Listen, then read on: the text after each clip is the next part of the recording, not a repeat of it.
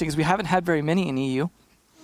No, we have had 0. So it's definitely possible. It's not really the case if you look at North America and World Cap. Yeah, and, well, Latin America and NA definitely have had quite a few of those ties. But Capital, of course, first operator removed, and that was LeStream's. This is a good map for Capital, so that's not a huge surprise there. Definitely a lot of situations where you could find good use of both his crossbow bolts, but he has been getting banned a fair amount this season already, so not a huge surprise there. Hibana, though, interesting choice just given how Thermite can be the more critical operator much of the time here. For example, hatches aren't often as big a deal on this map. They can be, but there's definitely maps where Hibana is a much, much bigger game changer, or even like when it's not necessarily just all the hatches, but some particular ones like Bank. Echo, unfortunately. Gotta suspect, of course, Mira is going to be coming up next. Yeah, if this is EU. Yeah. So far, it is. So far. Well, given that we're like 10 minutes in, this is still EU, yes. And Clash. Okay, well, then never mind. So they're going to ban the mobile Mira. I mean, that's a good way. They want the stationary one only. That's a good way to call her, but it makes a lot of sense. If you look at the way that Penta plays, they run Clash quite consistently, much more than any other team really, especially in EU. Sure. So it makes a lot of sense that the Clash would be removed. A lot of that crowd control is just taken away from Penta. And LeStream is starting off on the defense. They're not really a team that runs that up. They just don't want to deal with the Capital. It builds very well. And we have to remind you every single time, the starting side that you're on makes a big, big change. And so, Mira available, but then going to 6th pick off of it. An enemy. Ooh, we're playing console meeting room, so... This is rough, though. Lion, Nomad, Gridlock. Yeah. That's not going to be Where's the Jackal and the Dokkaebi? You don't need a hard breach for this one. They could bring out some Blitz or Monty, too. I mean, I'm just saying, they could make this a bit more extreme, but... The thing is, like, so if Plant gets down, that's pretty much it for defenders if everyone's left alive, because you've got air jabs, you've got the track stingers, and potentially some EE1D charges left. Good luck on a retake strategy, basically. So if that's LeStream's plan, they're going to have a very rough time of it, just because so much denial for that. I mean, it does help a little bit with roamers earlier in the phase in terms of taking map control, but I think more so late game, big plays from that potentially.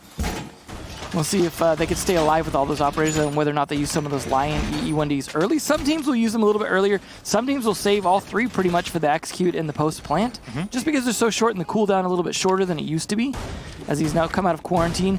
Now that they've cured him, right?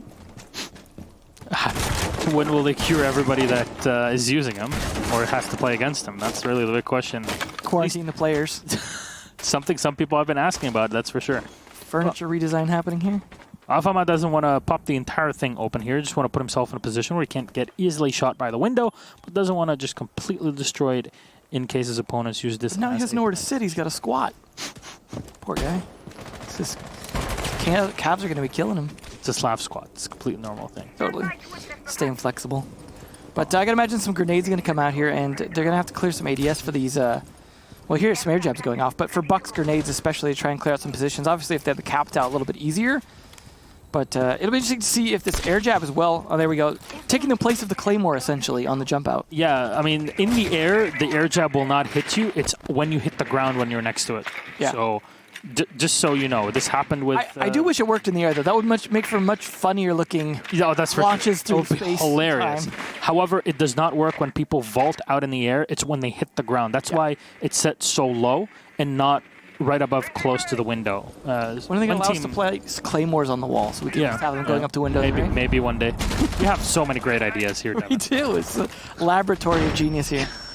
Well, stun grenades will be launched in by Lion, and it's going to burn in Eddie ADS's by the stairs. And next to a flashbang here as the grenade is being primed by Blast. The E1D to hold the Jaeger in place, but Blast, unfortunately, pushed back by the angle here on the skylight above yellow and won't be able to find the Jaeger. Rise is taking no damage. Alpha Mo just a bit here on the engagement, so this keeps enemy on his toes, and a lot of time has been burnt off here. So well done by LeStream.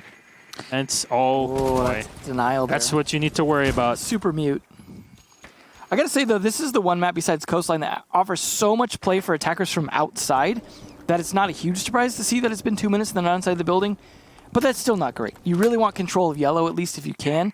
By this point, if you're going to plan to push from there. Oh, he does spot a little bit of that. Obviously, you can't see the outline, but does see a little bit of the arm. And there's one EE, 1D used to get inside, and it does help Corey to actually get the kill because, of course, he's not overconfident. That's not what's supposed to happen. Corey finds the kill on Revon, and he just stood in place using the P10 Roni with the extended barrel, something that a lot of teams and a lot of players have been actually plotting so far. Aces, what a close shot. Takes down enemy, and this is what happens when you engage people around the stairs. Let's see a run out, and one player will be pushed away, but Corey's already done the work. Hungry finishing him off, but he is the last player in. All the tracks, all the smokes have been thrown in, and he's all on his own. Takes damage from Rise, it rotates back onto the site. Very well done by the Jaeger. Rise just held his spot for the entirety of this matchup, and there was no one to push him away from yellow. Fortunately, those yellow stairs, as I was saying, usually want control of them by now, and that's why. Those pretty much spelled their doom at that point. It's unfortunate they didn't seem to have a better take for admin, because yellow is just, it's so tricky to push up that. When you have people that you cannot clear out adequately, it's one of those things where it's like, you almost need someone to take admin while you're taking yellow, just in case you need to pivot to admin 2 minutes in. Well, there's two things that I see here. First of all, the Habana ban. The Habana ban does not allow you to enter from admin easily. It doesn't allow you to open up a couple different angles. Exactly. You need to push the smoke or the mute that's playing inside of projector. And because you need to push yourself up and use your utility right on the wall as a thermite, you can get easily shot and you're going to get killed 99% of the time. So it doesn't really help you. Number two, the fact that the Capitao is banned, so you can't really lock things down by using the Capitao, the Lion, and the grenade. It also hurts you on yellow stairs as well. That's exactly what I was talking about. That's exactly what I was. I just thought you meant for projector, because it also does work for projector to lock people in the connector and things like that. Yeah, you have that for here, but you for projector and connector with the Habana and the Capitao, but Capitao also, of course, shines for the rest of the operators when sitting on the yellow skylight. So all of that just kind of plays together. In this round, though, LeStream having won the very first one on defense on the top floor here in CEO will go down. Still got to defend the top floor, though. Yeah, of course. Those holes, they work both ways. Well, maybe we'll see an admin take this time, or maybe they just think yellow stairs will be a little bit clearer or freer, but I doubt it because it's goes right next to site down to piano. So generally, you still need to hold yellow stairs pretty adequately, although maybe not with the same level of resources. Oh, a missed throw from Alfama there. Not a big deal, though. Even pros have oopsies here and there. Just a few. Well, he's still going to get, hopefully, what he was looking for. But in the meantime, Rise actually gets what he deserves instead. And that is a lot of damage. The upside down repel here doing a lot of work to deny at least as much as admin delays he can. And Alfama also down. So hopefully he got all three of his cameras out, because it doesn't look like he's going to be in. Oh. Aces, what a shot. You need to push yourself so close up to the window to deal with anyone on the reverse repel. And right now in Pro League, there's no other way around it. It's reverse repel happen. If you're not doing it, you're not one of the cool kids.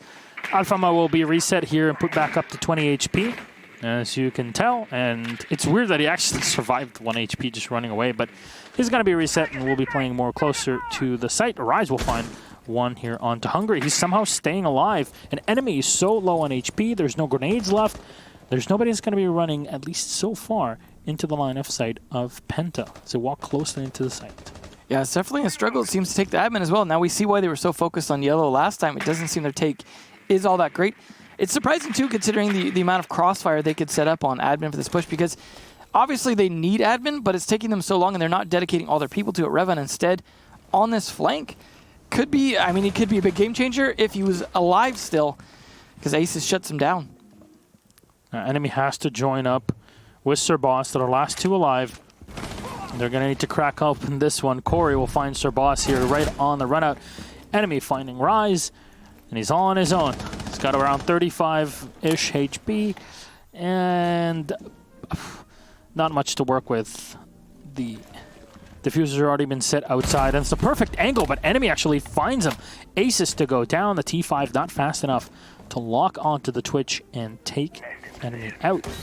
Continue to maneuver up, but the Gumayan actually compounds and does so much damage to him every tick just because of that low HP that he's had before.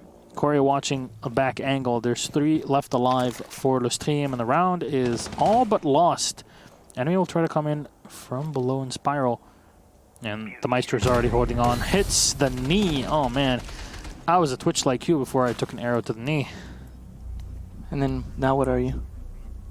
I'm a Mossy. Just spending time on your motorcycle instead because you can't walk as well? Exactly. That's a good way to say it. I wear my helmet all the time because it's, you know, it's the only way I can get around. Well, LeStream showing dominance on wherever the attack comes. If it comes on yellow stairs, guess who's there? LeStream. If it comes on admin, there they are as well. And that seems to be the big problem here for Penta, is just penetrating that outer layer, that initial part of the attack. They were a little spread out, I think, that round, though.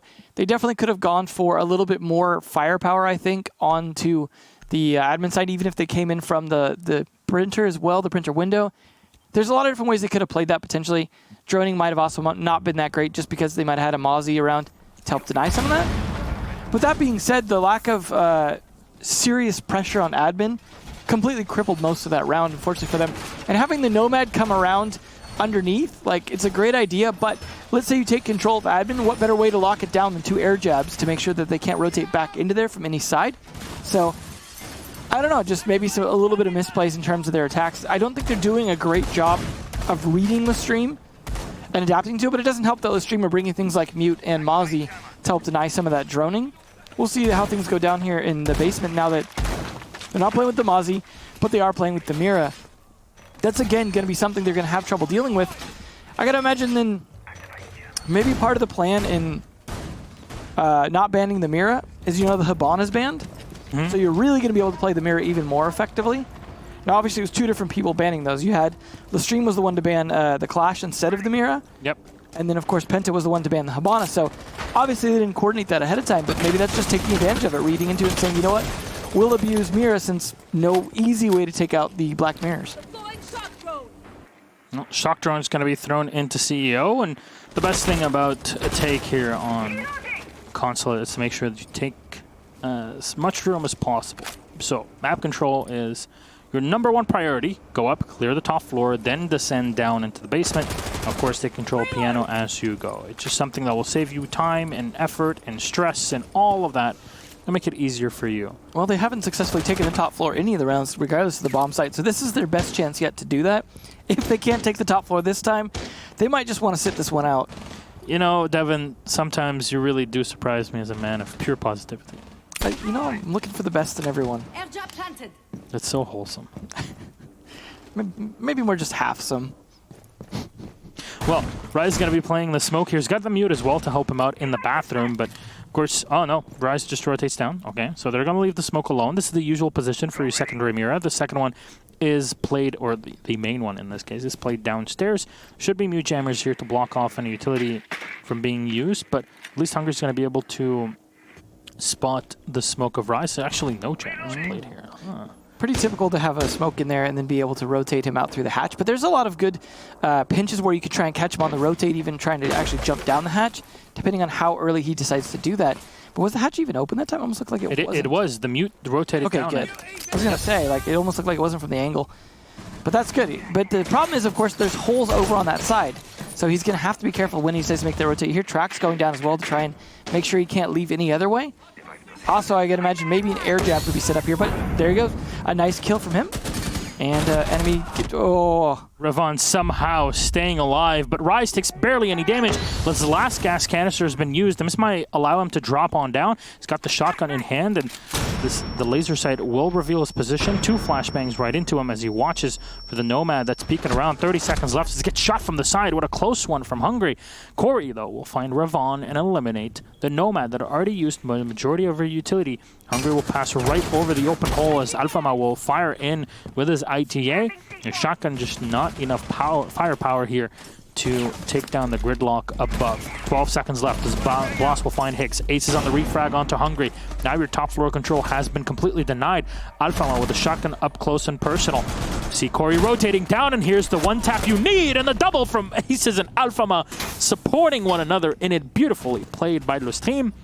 Realizing the split, but the entire problem was Penta's attack, and this is something that they always struggled with. And you add on top the operators plus the site. This is why when you say a certain team is strong on one map, it always depends on the operator bans, and the Capitao and the Hibana definitely had an effect on the first and second round, and on the third, the Capitao not being present. Yeah. Definitely not helping out. Definitely could have made it a lot easier to clear out that bathroom, and that was really what flushed that round down the drain for the attackers, is their inability to take out smoke in there adequately. At least they took top floor control, I'll give them that. But after that, they weren't able to turn that into anything, and it's unfortunate, actually, for the attackers that you can't destroy through the ceiling of the bathroom, because obviously if they could have done that, that could have made a lot shorter work of smoke, but he was also doing a very good job. You saw how long he was able to hold on despite all the pressure on him. And then the follow-up from the bandit below as well, that was really nice in terms of like teamwork to try and at least trade him out. I like his commitment to sticking in the bathroom. He's just like, forget dropping hatch, you know, I'm just going to stay here. I'm going to burn all my smokes to burn time because I'm not getting out of this alive. You know, he dedicated to his job and gave a lot more opportunity for the battle downstairs to be successful, and it was due to a lot of good shotgun play, including the ITA. I almost wanted to see Gridlock's shotgun, the super shorty versus the ITA, and like a sort of buck kind of play going on. The shorty is surprisingly amazing. M870-ish. It has something to that, even though it's a tiny shotgun. But on top of it, the rate of fire on it is extremely surprising. Yeah. It just pop, and you're done. And like, okay, well, that was fast. It unloaded so much damage downrange. Yeah. Well, up close, because you're not going to really do much at range, but there you go. Almost needs a longer reload time just to make up for that. But speaking of reload, Rise, again, yellow stairs. He's like, welcome home to your death. Nomad, again, an early death for Ravon. Not great on a start here, and they don't have the redundant gridlock this time. This team is working so perfectly together. This is a beast that's definitely been working pretty well for the past couple weeks, and well-oiled machine here. So LMGE will be brought by the Zofia, so the Unicorn is just rattling away. It's a great gun, by the way. A lot of people have been talking about the LMGs in general in the past. Well, now a lot more teams have been using them. There's a lot of them that are very viable. The sights for some, if you look at Gridlock and Capitao, have been essential for that change, specifically for Capitao. I guess just hasn't caught on as much for IQ yet. Yeah, I mean, there was a time where Slash was using he was trying G8 for a while. But Rise still getting pressured on, but the barbed wire actually doing its job in terms of slowing them down. Diffuser actually sitting on the ground. Oh, turns right around and trades it. Oh, Hungry. Good teamwork.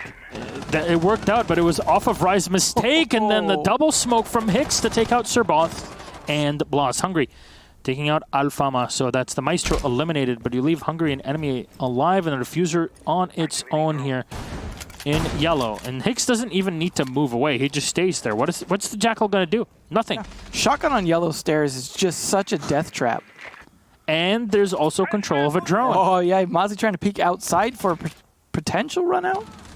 You come on in. Enemy trading off aces for his teammate Hungry. It's a 1v2 as enemy shot down by Corey comes on in. Corey in control of the basement for almost the entire round. The extended barrel on the P10 Roni definitely helping out. It's a lower damage SMG, so you get a tiny bit of extended range on it, but the gun has no recoil whatsoever, and somehow the extended barrel actually does not change that. So it's kind of a free attachment, much like if you look at Frost and her gun as well. I guess you have to consider slightly longer, so you could potentially be spotted easier in certain edge case scenarios. Oh, is that Monty going to actually be stuck here? I got to say, losing Uno, I think a lot of people were concerned a little bit for LeStream, but Corey seems to have filled the role quite well. I mean, maybe arguably sometimes even better than the way Uno did, at least at first. See? I told you. Well, remember at first I told Parker, but Uno nobody believed me. Nobody believes You're me. biased towards Germans. I mean, it's not because I want to secretly be German, okay? Right. That's definitely not it. But it's not a secret. So you're right, that's not it. No, secret aren't in Pro League anymore. Oh, shots. But in this case, I think Uno was playing on a completely different plane. It's like playing 4D chess on his own, and everybody else is on 2D. Yeah. And when you have that sort of level, no matter how skilled you are, you're not going to really have an impact. In fact, you turn into a detriment. So this change indirectly plays well into this team. It just seems like Corey is able to also play on his own very well. I imagine the coordination is there, but pretty good. As a solo player, he always seems to kind of play a little bit weird, but it seems to work very well.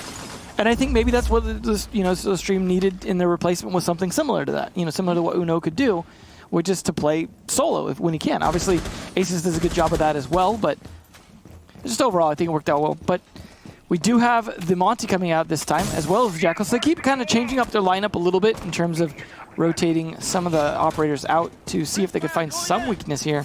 It's a desperation play at this point, knowing that this team have a big advantage. They're on the defense with 4 rounds. That's a pretty good start for this team. If they find a 5th and then maybe a 6th, then they're kind of running away with it at this point. Interestingly enough, we've had no Thatchers played whatsoever. It's been mostly Penta trying to force themselves down, except for the first round where they played yellow decently well. They just did not have the capital or the really tiny bit of correct coordination they required to clean it up. Otherwise, it's been trying to go for gunfights, and those don't always really work out for you. Gumine in the foot of Sir Boss. He has to fall on back, and an extra one being set by Aces just for good measure. Well, Rise again living a long time up here, stairs here. I mean, it's only been a minute, but if trend continues, he's not going to die anytime soon. And Blaz and Sir Boss both taking damage already. Alfama getting pushed away, but still alive. So far, the pressure from Penta isn't really turning into anything but damage on themselves for the most part. Corey taking a little bit, well, a lot of it now, as Rise is also taking a little, still alive though. Pre-fire as well from Rise again. That's a difficult angle to face, and what a headshot. Sir Boss eliminated as he's looking the wrong way. Rise keeping on the fire as he switches towards the Twitch, but Ace has already gotten 1 kill. The pistol whip from Rise as Aces also puts up 1. And last alive is Hungry. Again, it's a 1v3. Every single round has been turning into something like this. Penta just unable to execute. Aces will trigger one of the Nomad air jabs, but fears that yet again, Devin, it's too little, too late. Yeah. I mean, he's got a minute to play with, but he's also got 3 people to play with, and that's certainly going to do what they can to play with him at this point. You see a lot of distraction going on as well, so he can't ever feel confident in this push.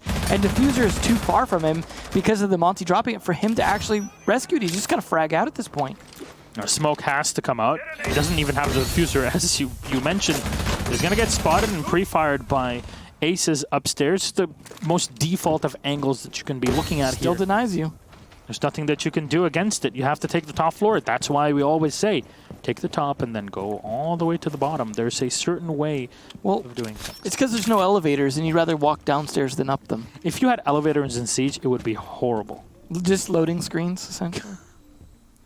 Hungry coming in from behind. Alfama is close up to the circle desk, and Hicks as well is aiming right at the cross angle. Fire into Hungry, 1 bullet will connect, and then Alfama hits the headshot. 5 rounds in a row for this team. Their defense working out perfectly, and they are just a super well buttered machine. Yeah, I gotta worry for Penta whether or not they can do as well on defense. And the problem is, of course, at that point it may already be 6 points for LeStream. So even if Penta does well on defense, that can't get them a win. So. Yeah. I mean, we aren't there yet, but we're 1 round away from that right now. And so far with the way LeStream have been playing, especially the way that Rise has just been able to play very aggressively on both the Smoke and the Jaeger in terms of holding his position, has been such a huge detriment to these Penta attacks. Corey again going to try and deny some drone play here. This time, though, he's going to be on the Muzzy instead of the Bandit for Garage, but so far, they've been doing a great job with those mutes and mozzies in terms of denying it. And as well, you saw earlier that drone trying to spot someone for potential runout. But they would continue to do this tour across all 3 of the bomb sites successfully. Not wanting to throw it. I mean, it would have been interesting to see them try and throw things off and go to the other bomb site, but probably not a good reason to when Garage worked so well. The big thing here, though, is can they find a way to take Bathroom more efficiently and buy themselves some extra time to get better position to actually attack downstairs? Will they get the Garage open? Obviously, there's just a mute to deny it, but they're not playing Thatcher despite it being available. So because of that, they don't have an easy way other than maybe peeking in or taking control of Piano. Taking control of Piano was, of course, the hard part, right? Because of the smoke in the bathroom. So again, it all comes down to Rise doing his work upstairs, and if he can adequately, it's just going to go to at least 6 points for LeStream here. We'll see though. I guess they do at least have a Twitch drone to try and take out the mute jammers. So there is that. In terms of extra utility, Twitch has seen a little bit of a revival since the ability to take out the Maestro Evil Eyes. And I know some of the other casters were saying like, oh, did Twitch need a buff? And it's like, not necessarily, but it's nice to see more counterplay to the Evil Eyes now. Yeah, but not in a way where you can like double tap and destroy something as... No, it might need to be a little bit harder. It might need to be tweaked to be a little bit harder. But at the same time, like, there's Mozzie in play now and other ways to deny drones. and potentially even capture those shock drones. So I don't know. I feel like it's still in an okay place, and we don't see Twitch being like consistently run all the time, just enough to kind of say it's viable now. Damn. Devin throwing out the shade. That's all right. I'm trying to be fair and balanced here. I know. Some people will take it as a completely negative thing because that's how it goes. Ravon moving down and actually finds the shot on Aces. What a long angle here all through the back hallway. He hears the second player also that was moving in by the bottom. Spiral. Blast will find one more onto Rise. So this is, for once, working in Penta's way, and it might finally be the round that they can put up on the board. Alfama, the roaming Mira, moving in from behind his opponents, and should be hearing that drone being destroyed. So this is a big risk, taking your Mira out of play when they're attacking Garage. But because there's nobody on the drone, because Penta did not lose a single player, Alfama is able to move because he knows that there's nobody going to be watching those drones consistently and swiping through them. So he actually has a pretty darn good shot at finding the perfect angle. So far, he's just maneuvering his way slowly behind his opponents. The Twitch just has no idea. He finds the kill on enemy and falls on back. Corey with another one as the Thermite falls down, as well as the Diffuser. Going to turn around the corner here as Alfama pulls up the shotgun. Oh no, it hits right next to the Ash. Turns around to try and hit it, and Ravon finally eliminated as Hungry will turn this into a 2v2. A drop from Hicks, one on the site. Now it turns a 1v1. Blast versus Hicks. Blast has done so far here, so well so far. Goes in. Goo Mine will spot him out, and he's going to get tapped right in the head. Hicks, a beautiful shot, using the Goo Mines to his advantage. And all, again, extremely intelligent play by Alfama, realizing that, okay, well, one thing I can recover is the fact that there's a full team from Penta still alive. There's probably nobody watching the back drones. Yeah. And he comes in so well. Well, also taking advantage of the fact that they didn't have the Nomad or Gridlock set up to be able to stop it for once, knowing that that's the operator lineup on attack finally, as they've shifted so many people to not have that anymore because they weren't getting a lot out of it. Just super high IQ play in terms of taking advantage of that, despite being a slow one-speed operator and just creeping over the map. Obviously, if he hadn't been careful, he could have been heard. But catching him from behind, it was the counter push. You had such a great initial push by Penta in terms of those 2 kills. But then the rest of their play kind of became more predictable in the sense that you know where they're going from there for the most part because they've got the picks, they've got the top and middle floor control. So it was just very smart of the Mirror to rotate up early and quickly and make a snap decision, because had it tried to rotate up late, much higher chance it would have been caught on that rotate. So just, very, very smart adaptation as well as great play from the Legion. We'll see though. Penta on defense now, and this could be their one and only round if they can't improve how they've been playing. They are going to have the mirror as well to help with defending. Oh, sorry, Corey. A little too visible. One more black mirror here to be set up as well. Nomad going to be brought from LeStream as well, but they're going to bring an IQ, so something a little bit different, as well as the Zofia. Just a slightly different lineup than we saw from Penta, but again, no Thatcher being brought. You're not really going to be worrying much about long-range destruction, just because it's mostly in the reinforcements and the Habana is banned. That's really the target ban in it. But actually, Rise comes in from below. He's going to watch through all the hatches and actually realizes that the bathroom hatch into the basement is reinforced. Well, that's going to be a hint. Definitely an oddity. Yeah. Since the defense is on the console chamber. Yeah, I mean, that's usually not a reinforcement you'd waste. Obviously, they must have had a spare. They had to put one for the mirror window in the admin office. So... Ooh. Corey just hoping they make a mistake here. The pressure coming on the doorway as well to try and force a push up the stairs, but it's just not leading to a kill from Corey. However, that being said, it's definitely getting close, but gives away his position now. Oh, Sir Boss is down. Pinch. There you go. Corey taking him out. That was a huge frag there. The entirety of the yellow stairs are now opened up. This might allow Hicks and the squad to move in. You can take control of the bathroom, and because there's the rotation hole, it should be a reinforcement on the side. Yes, there's one of them. It doesn't cover the window drop, but it's definitely something an enemy is playing downstairs hard. So that's why the hatch was reinforced. Yeah, so he could play with the mirror a little more effectively, I think. Even though this is a top floor defense. I think he thinks so. I mean, they might have just identified that a middle floor take is part of the attack, especially with the buck in play. Possible, yes. That's a good point. You still need to go through that Mira. You can't just ignore it. At least you can do. The least you could do is just lock her down. But one thing Corey can do is just drop onto the site. Hicks will find another one. So now it's a 5v3, and that's at least one of the rotations that have been cut off. Your two quote-unquote roamers taken away. Oh, Blast trying to channel Alfama on the flank here.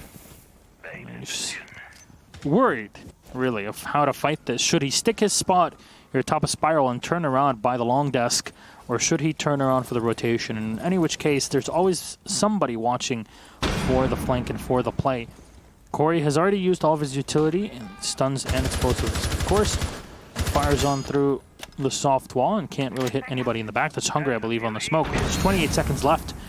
And the push has to come in from LeStream. Pre-fire in as Hex goes for the team kill, and it's a 3v3. Alfama wins the gunfight up close and actually goes for a plant on A. This is something that really can push Penta back. The Mira will lose out on the fight. It's a 1v2, and Blast has no clue that the diffuser is being set on the projector room.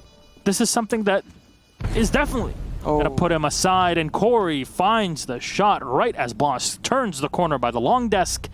A 7-0 victory. The caster curse, right? We said it's going to be a close match, so what is it? This is literally the fastest and the only 7-0 we've had so far in EU. I guess LeStream's got stuff to do today. It's just, we have our baguettes to have at the end. Yeah. Even though they're like two Frenchmen, one Belgian, and two Germans. Corey definitely fitting in there. See, I mean, Corey has a specific play style. I feel like he's actually even doing better on the stream than he was on the previous Navi. Yeah. I mean, he's Like playing overall? with KS, so KS was the problem, but... Hashtag. Overall, though, it's impressive to see him adapt, and I'm so glad that team became multi-language, because it used to be entirely French, and then when they picked up, I think it was when they picked up Aces. Yeah, I think it was Aces first that broke that, and then the former teammate of Corey's, if they played on the team at the same time, unless Corey was there to replace Aces, but it was also a former player from former what? Oh no, I'm looking. Yeah, I'm questioning myself here now, but I remember a year ago when everybody was talking about Aces and his USB stick for DreamHack Valencia. No longer a conversation, that's for sure. No, definitely not the case. If anything, it'd be more for Corey at this point with that play. But it's interesting to see that once they kind of broke that multi-language barrier, the team has only grown stronger because of it. Yeah. And it just goes to show you sometimes that monolingualness is really going to bite you in the butt. And so, diversity. For once, he gets to encourage people to learn other languages with a good reason. Diversity makes us stronger, people. That's something to learn. All of our differences, they actually make us stronger together. Yeah. All right, we have an interview ready. Let's have a quick chat with LeStream, maybe as fast as the match. Good evening, Laurent. How are you? I'm great. How are you? That was a quick game, man. Like, I have a flight to catch in the morning, but that was maybe a bit too fast. So let's look through it. First of all, how is Corey fitting now after this? Do you think it's finally in? It's finally there? I mean, like, he's been there for a few weeks now. I think he's doing great, but I think he can still do better, like everybody in the team. Like, we still have way to go if we want to be the best. Mm-hmm. And in the end, our objective is to win Major, to win Invitationals. So we still have a long way to go before being up there. All right. Well, I want to focus on the operator bans first, because I think there are some interesting things to be said. This is Consulate, and usually you don't really see a Capitao ban. That was coming out from you guys. So what was the mindset behind it, and what were you planning to do with it? So we watched the VODs, and we know that they like Capitao. They play it a lot. Whereas, like, when it's open, we do play it as well. But we're also confident on other smoke operators, like Greylock, for example. So, like, we feel like it would make them, like, more uncomfortable than it would make us uncomfortable. Mm-hmm. So we decided to go for that ban to really try to, like, put them in the worst place we could possibly put them with the attack bans. Was there any specific position that you planned on using after that Capitao ban, or through that Capitao ban? Not really. We still even with the ban, we still go for our own gameplay and our own like how we want to play. Mm-hmm. So like, it really didn't impact us that much. In general, you had pretty good control throughout the whole game. I mean, there's not really much to say because there was only one round where Penta got the advantage over 5v3 early on. Now, I said my own points of how Alfama was able to make the decision at that point. I want you to tell me, though, what was happening as you were listening through the comms of the team. It's just like the Alfama moves, you know? Like, we have a lot of information. We had a lot of information on them. We knew where they were. And Alfama just, like, went for it, like, trusted its guts and went for the move to try to get back the advantage. And once again, he did very well. Yeah, something I was talking to Devin about, and I really want you to tell me if this is wrong or not, is that because all 5 players from Penta were still alive, Alfama knew that there would be nobody cycling through the drone because they have such a big advantage. And that was why he was able to move around, not even destroy a single one of the drones on his way up, because there was one waiting for him as well in the back. So I don't know if that goes into it. I don't know, like even when you're 5 alive, we still have someone going from time to time going through the drones. So I don't know if it's the case or not for them. I know that for us it is. So I don't think it really comes to mind. Like if you see a drone and the drone is activated, then you fall back. Yeah. Because you know like they're expecting you. If you see the drone with its back, you know they're not on it, so you can still like go for a move because you know they're not watching. Yeah. That's exactly what we had there, but overall, I mean, it's an excellent sheet. It's 7-0. It's as clean as it can get. So, at the end of it, anything you'd like to say to all the fans out there, not just for EU Pro League, but because next week you'll be in Valencia for the minor. Well, like all the time for every week, like thanks a lot for the support. We're seeing our support grow and grow through the weeks and through our performances. And it really motivates us to push ourselves even harder. So thank you very much for the support. All right. Well, thank you very much, Laurent. Congratulations again on your 7-0. Thank the you. first one of EU. So, we'll see what happens with that later. I'm sure there will be a nice celebratory dinner at the end of it. But thank you very much. And thank you. Bye-bye. Bye-bye. Well, I think they're getting a little comfortable doing these interviews, getting all these successes. I mean, as he's saying, as we say every time, it's like you're getting a lot. I mean, it's because they're doing quite well, dude. He's like, his team literally 7-0'd a big contender in EU with like barely broke a sweat in the game. They're Every round's like a strong. 1v3. Yeah, I mean, you got to be watching out in Valencia as well because they're seeming to be, and it doesn't seem like a hot streak or anything. They're just kind of playing their game. It's good. We're starting to hear that more and more as a theme from teams now. Especially you're gonna, I imagine, hear that from Empire too. Coming up next is playing your game. How important it is to play your game and force them into your box, as opposed to just continuing to play against what you see. You need to be on top of what you see, but you need to continually force them to play your game. And sometimes confidence is part of it. Sometimes smart IGL calls, things like that. But that's becoming more and more of a theme as being loose and comfortable, but also saying, like, this is how we want to play it. We're going to force it to be that way. Dictate the pace and be confident in the move that you make. That's definitely something that we can learn in our lives as well. But, ladies and gentlemen, that was game number 1, a pretty quick one, so you'll have to excuse us for that, I guess. We still have 3 more to go. Our match of the evening is up in just a few minutes. G2 Esports takes on Team Empire.